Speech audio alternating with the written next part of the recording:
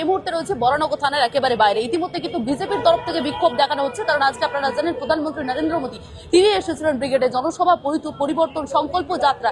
সেই পরিবর্তন সংকল্প যাত্রাতে এসেছিলেন প্রধানমন্ত্রী নরেন্দ্র মোদী, কিন্তু আজকে একটি বিশৃঙ্খলা পরিস্থিতি তৈরি হয়েছিল গিরিশ পার্কের মধ্যে। আপনারা দেখেছেন যে গিরিশ পার্কে একটি বিজেপির বাস যাচ্ছিল, কর্মী সমর্থকরা সেই বাসকে কার্যত সেখানেই শুরু হয় গন্ডগোল। সেখানে তৃণমূল বনাম বিজেপি একটা সংঘর্ষ তৈরি হয় এবং হতাহত হয়েছেন বহু। তৃণমূল থেকে বিজেপি সকলেই হতাহত হয়েছেন।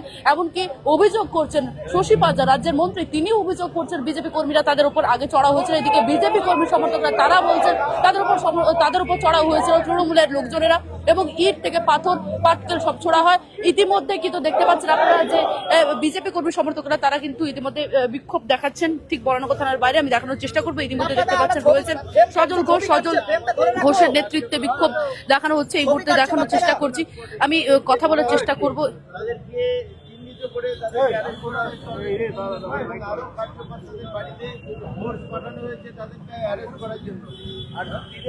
এবং দেখতেই পাচ্ছেন এই মুহূর্তে বরানগর থানার বাইরে কিন্তু রয়েছে বিক্ষোভ করছেন বিজেপি কর্মী সমর্থকেরা। এই মুহূর্তে দেখানোর চেষ্টা করছি রয়েছে তারা কিন্তু দলীয় ঝান্ডা হাতে নিয়ে বসে রয়েছেন একেবারে থানার বাইরে রয়েছেন। এবং শুধু তাই নয়, তারা দাবি করছে 3 জনকে আটক করা হয়েছে বিনা দোষে। যাদেরকে আটক করা হয়েছে তাদের যাতে অবিলম্বে ছেড়ে দেওয়া হয় তার জন্য তারা কিন্তু ইতিমধ্যে তারা স্লোগানিং দিচ্ছেন এবং প্রতিবাদ জানাচ্ছেন। বরানগর থানার বাইরে 3 জনকে আটক করা হয়েছে, তারই বিরুদ্ধে সরব হয়েছেন সজল ঘোষ সহ আরো বিজেপি কর্মী সমর্থকেরা এবং তারা ঝান্ডা দিয়ে কার্যত তাদের দলীয় পতাকা হাতে দিয়ে বিক্ষোভ দেখাচ্ছেন ঠিক বরানগর থানার বাইরে। পুলিশ প্রশাসনের মোতায়েন রয়েছে এবং অন্যদিকে এসেছেন সজল ঘোষ, রয়েছেন বিজেপি কর্মী সমর্থকরা, রয়েছেন বিজেপি নেতৃত্ব, তারা ইতিমধ্যে রয়েছেন এবং বিক্ষোভ দেখাচ্ছেন। তবে যেমনটা আপনাদেরকে বললাম প্রথমেই যে উত্তপ্ত পরিস্থিতি তৈরি হয়েছিল ঠিক গিরিশ পার্কে। আমরা জানি ঠিক প্রধানমন্ত্রী নরেন্দ্র মোদী আসার কিছুক্ষণ আগে, 1 ঘন্টা বলা যেতে পারে, 1 ঘন্টা আগে সে সময় একেবারে উত্তপ্ত পরিস্থিতি তৈরি হয়। হাতাহাতিতে গিয়ে পৌঁছায় এবং পরবর্তীতে পাথর ছোড়া থেকে শুরু করে ইট ছোড়া হয়। সারা রাস্তা জুড়ে কাজ, পাথর, ইট আমরা দেখতে থাকি এবং পরবর্তীতে কিন্তু এটি বৃহৎ জায়গায় পৌঁছায় এবং এই মুহূর্তে কিন্তু বিক্ষোভ দেখাচ্ছে বিজেপি কর্মী সমর্থকেরা। তারা বিক্ষোভ দেখাচ্ছেন বরানগর থানার বাইরে। এই মুহূর্তে দেখানোর চেষ্টা করছি আপনাদেরকে, যারা কর্মী সমর্থকরা রয়েছেন তারা এসছেন এবং ইতিমধ্যে দেখতে পাচ্ছেন বিজেপি কর্মী সমর্থকরা তারা রয়েছেন এবং সজল ঘোষের নেতৃত্বে কিন্তু সেই বিক্ষোভ প্রদর্শন হচ্ছে বরানগর থানার বাইরে। আটক করা হয়েছে 3 জনকে, যারা দোষী নয় তাদেরকে আটক করা হয়েছে এমনটাই দাবি করছেন সজল ঘোষ সহ বিজেপি কর্মী সমর্থকরা। বিজেপি যারা সমর্থক রয়েছে তারা দাবি করছেন এবং এই আটকের প্রতিবাদে মিথ্যে মামলায় তাদেরকে আটক করা হয়েছে এমনটাই দাবি করছেন তারা। আমরা কথা বলার চেষ্টা করব সজল ঘোষের সঙ্গে, আবার কথা বলার চেষ্টা করব, সজলের সঙ্গে কথা বলবো।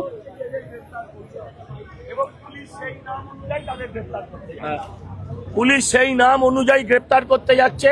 আমি দায়িত্ব নিয়ে বলতে পারি যাদের 3 জনকে এখনো অব্দি গ্রেপ্তার করা হয়েছে তারা কেউ ওই অঞ্চলে ছিল না। পুলিশ দেখুন, এখানে তো আইনের শাসন নেই, এখানে শাসকের আইন। আমি বলছি যদি আপনারা দেখেন যে তারা ওই রাস্তা দিয়ে যায়নি, এটা সহজেই আজকের দিনে মোবাইল ট্র্যাক করলে দেখা যায় তারা কে কোন রাস্তায় ছিল। তাদের কেউ গিরিশ পার্কের ধারে কাছে ছিল না, তারা এখনো অব্দি তারা ছিল না। এখন থানায় নিয়ে গিয়ে থাকলে আলাদা কথা, সকাল থেকে তারা বিকেল অব্দি কখনো কেউ ছিল না। তাদেরকে গ্রেপ্তার করা হচ্ছে এবং বাড়ি থেকে কুকুর ছাগলের মতন জামা প্যান্ট পরতে দিচ্ছে না, সেই অবস্থায় টেনে নিয়ে আসছে। আরো 7-8 জন মহিলা থেকে শুরু করে সমস্ত ধরনের নেতৃত্বের বাড়ি রেড হচ্ছে। আসলে ওরা জানে যে ওরা হারবে, এই জেনে শুধু এখানে নয় পুরো উত্তর 24 পরগনা জুড়ে এই ঘটনা চলছে। এর শেষ থেকে ছাড়বে ভারতীয় জনতা পার্টি। আমাদের লড়াই চলবে, আমরা এখানে থাকবো, এখানেই বসবো, তাতে যতদূর যেতে হয় যাব। আগামী দিন অনেক বৃহত্তর লড়াই হবে, আমাদের নেতৃত্ব আসছে একটু পরে।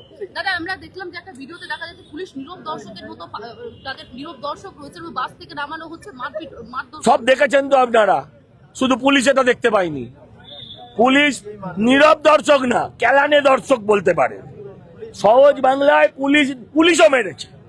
পুলিশকে ইট কারা মারলো? পুলিশকে ভারতীয় জনতা পার্টি ইট মারেনি, পুলিশকে ওরাই ইট মেরেছে, পুলিশকে ওরাই ইট মেরেছে। এখন কি করবেন দাদা? নেতৃত্ব আসছে, আমাদের লড়াই চলবে। আমরা আমাদের কর্মীদের ছাড়াবো।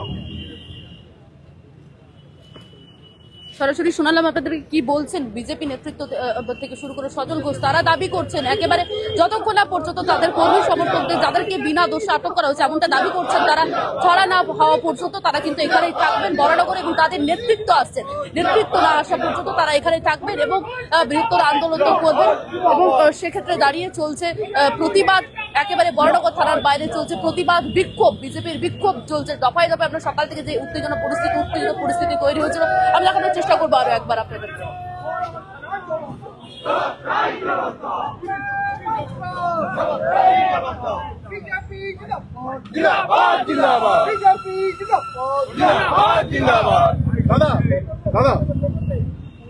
দাদা আমরা দেখলাম বড়নগরে যারা ওই জায়গায় গিরিক্স পার্কে উপস্থিত ছিল না তাদেরও যেভাবে গ্রেফতার করা হলো সেই বিষয়ে আপনি কি বলতে চান?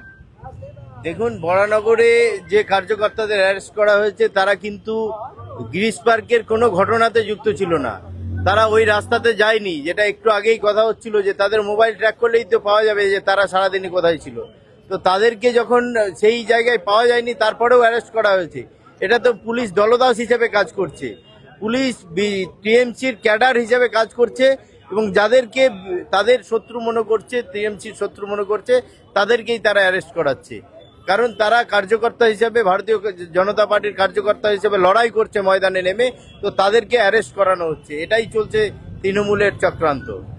তাহলে কি বড়নগরের বিজেপি শক্তিকে দেখে কি তৃণমূল ভয় পাইছে, যেই কারণে এই ধরনের আক্রমণ তারা করছে? শুধু বরানগর তো আছেই, সাথে সাথে গোটা পশ্চিমবঙ্গের বিজেপির শক্তিকে দেখে ভয় পাচ্ছে।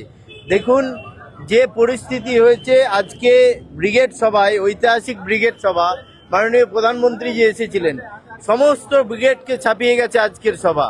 সেই সভা থেকে তৃণমূল কোনো রকমে পিঠ বাঁচানোর জন্য একটা কিছু ইনসিডেন্ট ঘটাতে হবে তাই পরিকল্পিতভাবে ভারতীয় জনতা পার্টির যে বাসগুলো যাচ্ছিল তাদের উপরে আক্রমণ করেছে তৃণমূল, এবং তৃণমূলের বিধায়িকা সেটা জানেন, সেটা পরিকল্পিতভাবে হয়েছে।